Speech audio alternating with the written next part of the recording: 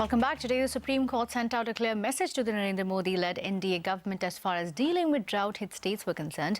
The apex court told the government that they cannot hide behind smokescreen, citing lack of funds, and ordered them to release adequate funds on MNRGA immediately. Ashmit Kumar, who has been tracking that story, joins in now.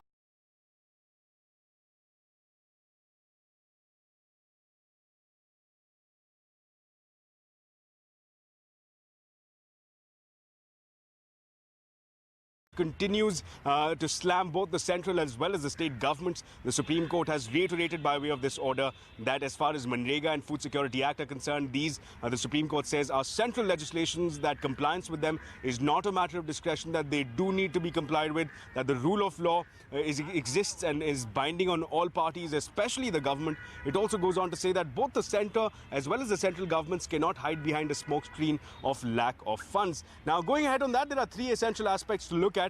First up is with respect to crop loss compensation. The Supreme Court says that there are provisions available, there are funds available under the DM Act or the Disaster Management Act, and that these funds need to be deployed immediately. It also goes on to say that the RBI guidelines provide for crop loan restructuring, and that these guidelines also need to be enforced and effected immediately. Which brings us to Manrega. Again, the Supreme Court reiterates central legislation needs to be complied with. Also, it goes on to say that employment guarantee councils need to be set up, that any delays in compensation need to be effected immediately.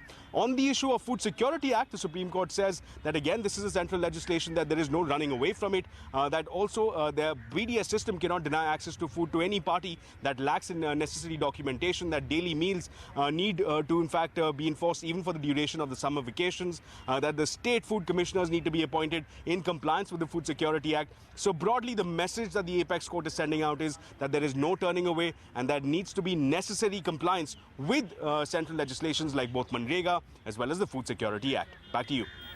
All right, Ashmit, but hang in there. The Supreme Court has also come down very hard on the tobacco